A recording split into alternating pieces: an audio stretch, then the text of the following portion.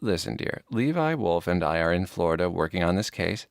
Since he can only channel the deceased, he thinks you should come here and help track the killer. Working both sides of it, you and Levi could locate the lunatic in no time so that no one else is murdered. Levi Wolfe, the Casanova of the psychic world, wanted to team up with her on a case? Suddenly she was hot. Just the mention of his name made her breathe faster, and instantly picture his midnight unruly hair, his soulful blue eyes, his full lips, and that smile. That slightly lopsided, bad boy smile. She swallowed and cleared her throat, wondering what was up. It just didn't make sense that he'd want to work with her.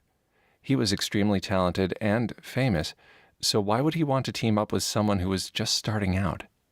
She'd met him a year ago in Tulsa, when he'd visited Quintar's Psychic Roundtable, where fledgling psychics honed their skills and perfected their techniques under Quintar's patient and skillful tutelage. She'd seen him a few times after that, and he'd always made her skin prickle with longing and her thoughts scamper to all things sexy. She smiled, thinking that the scornful Martinez should get a load of Levi Wolfe. Wolfe was a true showman with his dark, good looks, raspy voice, devilish grin, and all-black ensembles.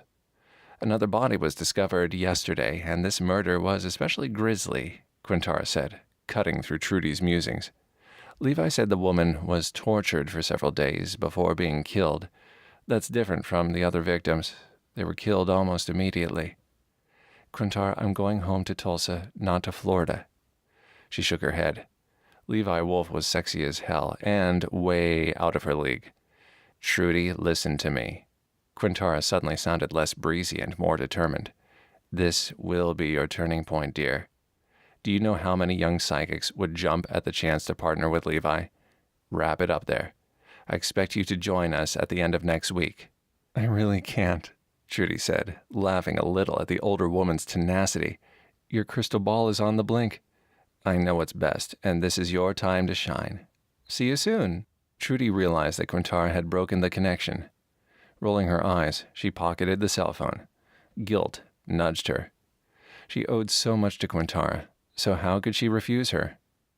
At her lowest point, 3 years ago, when Trudy had wondered if she might need to check into the psych ward, she'd met Quintara at the Tulsa State Fair. Quintara had a booth in the exposition center where she was selling her books and promoting her work with the area ghost hunter and psychic groups.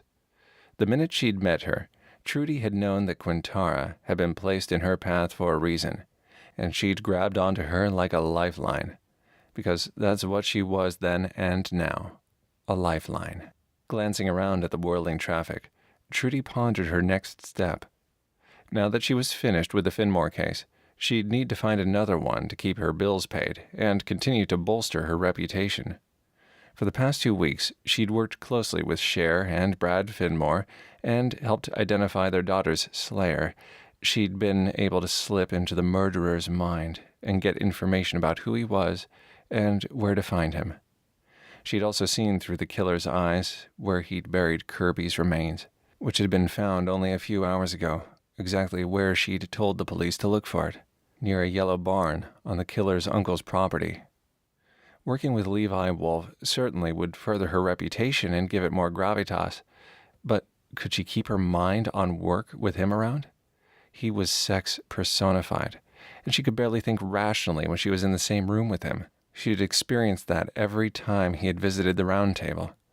When he looked at her, her skin heated up and her heart raced. When he spoke to her, she replied in a breathy voice that didn't even sound like hers. It was weird.